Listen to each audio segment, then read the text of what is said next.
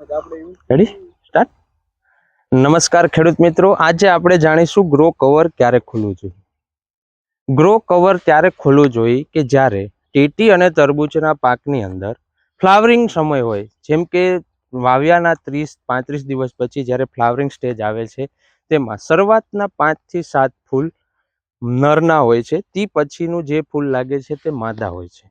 એ માદા ફૂલ ખુલવાના સમય પહેલા તમારે ગ્રો કવર ખોલવું જોઈએ। તેનું મુખ્ય કારણ છે કે જો તમે ગ્રો કવર નથી ખોલ્યું અને પોલિનેશન નથી થતું સરખું, અને જો પોલિનેશન થઈ ગયું તો એ ફ્રૂટની સાઇઝ સારી નથી બનતી, ક્વોલિટી સારી નથી બનતી, અને પોલિનેશનમાં ઇસ્યુ આવે છે કે જ્યારે નર ફૂલમાંથી માદા ફૂલમાં પોલિનેશન માટે મધમાખીનો મોટો રોલ રહેલો છે।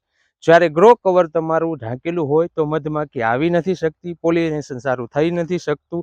તેના માટે ગ્રો કવર માદા ફૂલ ખુલે પહેલા ખોલી નાખવું જોઈએ।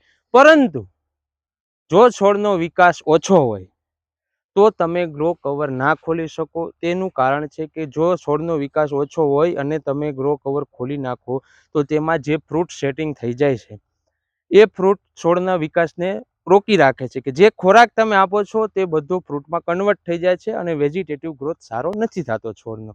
અથવા તો તમારે એ ફળને તમારે ડ્રોપ કરી નાખવું જોઈએ, તોડી નાખવું જોઈએ, કટિંગ કરી અને બહાર ફેંકી દેવું જોઈએ, જેથી કરી અને તમારા છોડનો વિકાસ સારો થાય। અને છોડનો વિકાસ સારો થયા પછી તમે ગ્રો કવર ખોલો અને પછી જે પાછળના જે ફ્રૂટનું સેટિંગ થાય છે તે ફ્રૂટની સાઇઝ, ક્વોલિટી, કલર બધી જ રીતના સારી રીતે આવે છે। જેથી કરીને આવા વિડીયો તમે જોતા રહો, જાણતા રહો, સમજતા રહો, અપનાવતા રહો। આભાર।